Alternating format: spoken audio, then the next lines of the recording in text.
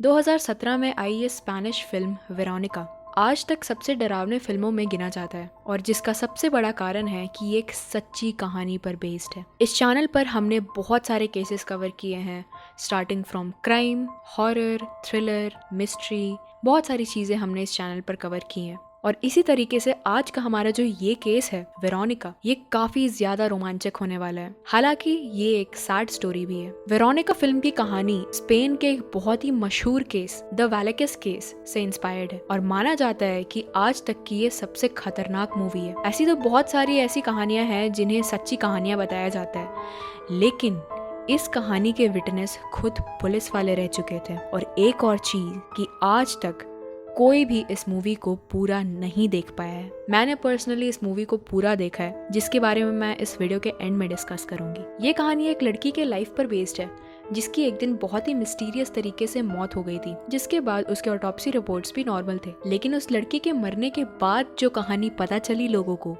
वो सुन करके उनके होश उड़ गए। Now grab your popcorns or whatever snacks you like and let's get into the video.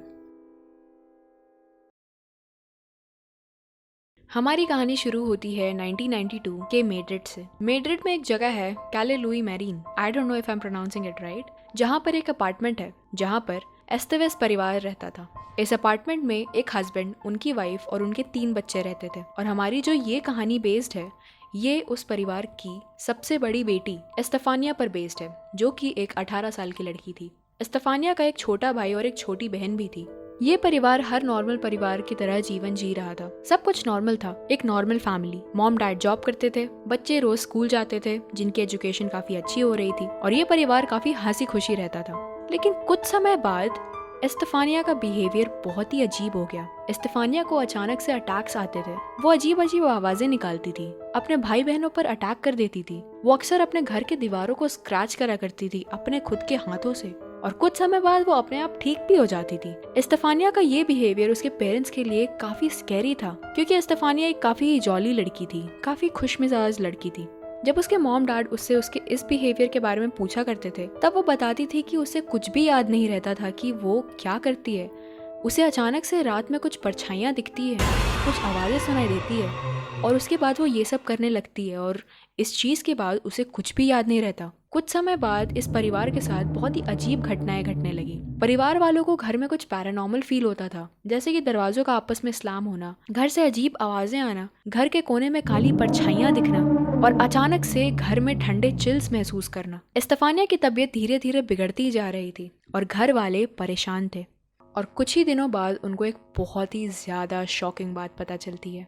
Estefania के पेरेंट्स को पता चलता है कि एस्तेफानिया ऑकल्ट, स्पिरिट्स, भूत प्रेत से रिलेटेड चीज़ों में बहुत ज़्यादा इंटरेस्ट रखती है। उनके बारे में वो किताबें पढ़ती है, रिसर्च करती है और अक्सर इन्हीं चीज़ों में इंडल्ज रहती है। उन्हें लगने लगा था कि एस्तेफानिया की तबीयत बिगड़ने के पीछे का यही कारण हो सकता है कि वो ज़्यादा समय इन चीज़ों पर बिताती है और उसके दिमाग में यही सारी चीज़ें चल रही होती है। इसके बाद एस्तेफानिया को खूब डांटा और समझाया गया और वो सारी किताबें घर से हटा दी गई। लेकिन एस्तेफानिया की तबीयत में कोई सुधार नहीं आया। उसकी तबीयत इतनी बिगड़ गई कि उसे हॉस्पिटलाइज करना पड़ा और 2 वीक के बाद एक दिन एस्तेफानिया की अचानक से मौत हो जाती है। उसकी मौत का कारण साफ नहीं था। उसकी एक काफी सडन मौत हुई। पोस्टमार्टम के बाद जब रिपोर्ट्स आए, रिपोर्ट्स में सब कुछ नॉर्मल था। वो फिजिकली और मेंटली दोनों हेल्दी थी। लेकिन ऐसा क्या कारण था कि फिर भी एस्तेफानिया की इतनी सडन मौत हो गई? इस इंसिडेंट के बाद एस्तेफानिया की बॉडी को कैथोलिक रिचुअल फॉलो करते हुए बरी कर दिया जाता है। एस्तेफानिया के रूम को उसकी माँ के द्वारा क्लीन करके उसे लॉक कर दिया जाता है। एस्तेफानिया की मौत की खबर एस्तेफानिया के परिवार के लिए काफी दुख की खबर थी और उसकी मौत का कारण नहीं पता चलना उनको अंदर से खाया जा रहा था, क्योंकि एक क्यूरियोसिटी थी कि सब कुछ सही होते हुए भी क्या कारण था कि एस्तेफानिया की ऐसी अचानक मौत हो गई। और फिर उन्होंने इस बारे में और खोजबीन करनी शुरू की। अब कुछ दिन बीता, घर में सब कुछ नॉर्मल हो रहा था, सब कोई अपने डेली एक्टिविटीज में एंगेज हो रहे थे। एक दिन अचानक से एस्तेफानिया की माँ को एस्तेफानिया के रूम से वापस से अजीब अजीब आवाजें आने लगी, जिसका पता लगाने के लिए जब उसकी माँ ने उस रूम को खोला तो रूम खोलने के बाद उन्हें सारा सामान बिखरा हुआ मिला, जो कि एक काफ़ी शॉकिंग बात थी, क्योंकि उन्होंने खुद उस रूम को अपने हाथों से साफ करके लॉक किया था। चीजें धीरे धीरे और डरावनी होती गई। उस रूम से अब आवाजें और ज्यादा बढ़ने लगी, यहाँ तक कि उस रूम से स्टेफानिया की भी चिल्लाने की आवाज आती थी। वह रूम बाकी रूम के मुताबिक बहुत ठंडा था, जबकि वहाँ कोई भी खिड़की या एसी नहीं था। दीवारों में फिर से स्क्रैचेस देखने को मिले, जो कि फ्रेश थे, और ये एग्जैक्टली वैसे ही थे जैसे स्टेफानिया अपने हाथों से स्क्रैच किया करती थी। स्टेफानिया के रूम को ऐसे लॉक करके रखा जाता था, लेकिन अब रात में वो अचानक से खुलने लगा था, और वहाँ से रोज़ आवाज़ें बढ़ती जा रही थी, चीज़ें अजीब होती जा रही थी। रोज़ कुछ ना कुछ अजीब हो रहा था उस घर पे। स्टेफानिया के रूम से आवाज़ आने वाली बात सिर्फ उसके घर तक सीमित नहीं थी। इस बारे में आसपास के नेबर्स भी कंप्लेन करने लगे थे, जिससे साफ था कि एस्तेफेस फैमिली अकेली नहीं थी जो ये सब महसूस कर रही थी। एस्तेफेस परिवार बहुत परेशान हो जाते हैं, वो डर जाते हैं, घबरा जाते हैं। उनके 2 छोटे बच्चे थे।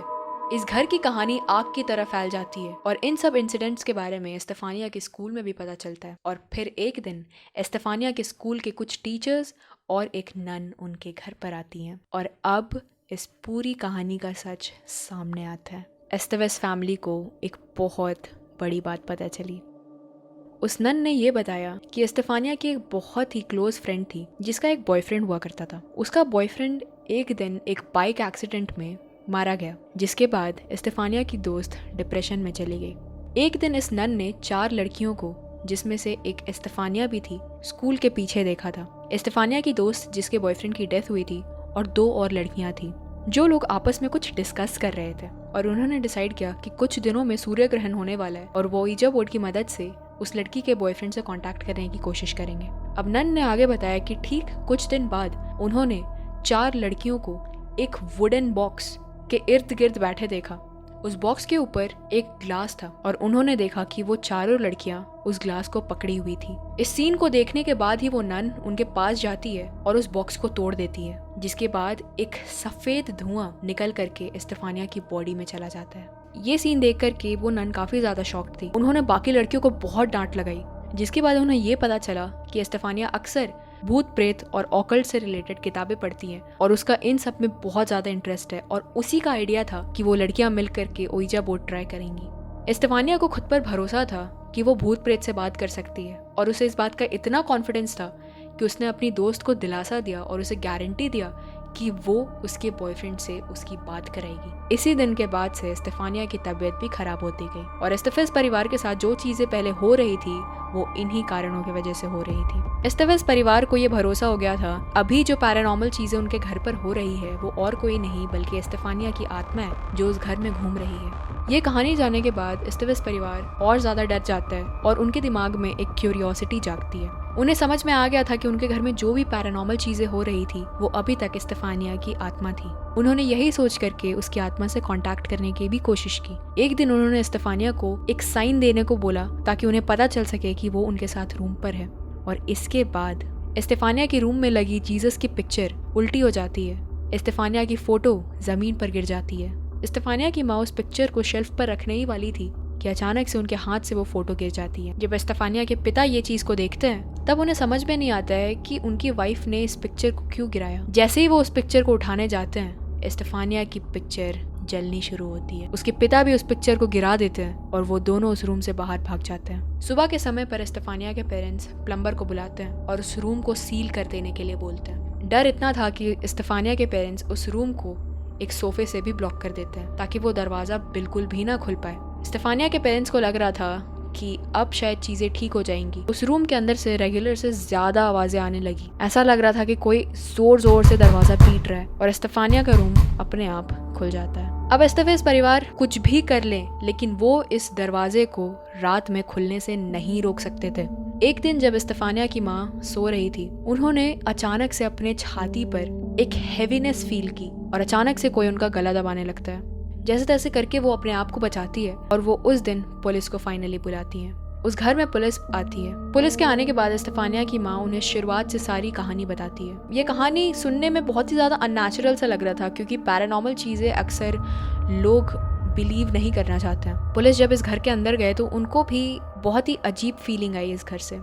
इस घर का जो वाइब था वो बहुत ही ज़्यादा अलग था। उनको घर में कोल्ड चिल्स फील हुए। उन्होंने एक और बार एस्तेवेस परिवार से पूछा कि क्या घर में आपके अलावा भी कोई और है। पूरे घर को चेक करने के बाद उन्हें उस घर में उनके अलावा और कोई नहीं मिला। जब पुलिस चीफ एस्टेफानिया के रूम में गए तो उन्होंने देखा कि सारे पिक्चर्स अपसाइड डाउन थे, सारा सामान इधर उधर बिखरा पड़ा था और एक बहुत ही तेज हवा उन्होंने फील की, लेकिन उस रूम की खिड़की बंद थी। ये सब देखने के बाद पुलिस वाले भी क्यूरियस थे कि आखिर ये इस घर पे है क्या। तो वो एक रात उस घर में रुकने का डिसाइड करते हैं। रात का समय होता है और आवाजें आनी चालू होती है।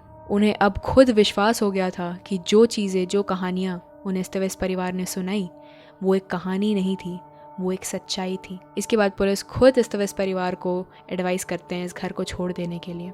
एस्तेवेस परिवार इस घर को छोड़ने का फैसला करते हैं। बाद में चल करके एस्तेफानिया की मौत का कारण सफोकेशन बताया गया। हालांकि ऑटोप्सी में ऐसा कोई भी साइंस नहीं था कि उसे कुछ बीमारी थी या फिर वो मेंटली इल थी, लेकिन उसके मौत का कारण सफोकेशन बताया गया। और इसी के साथ ये कहानी यहीं पर ख़त्म होती है। तो kids, do not try occult.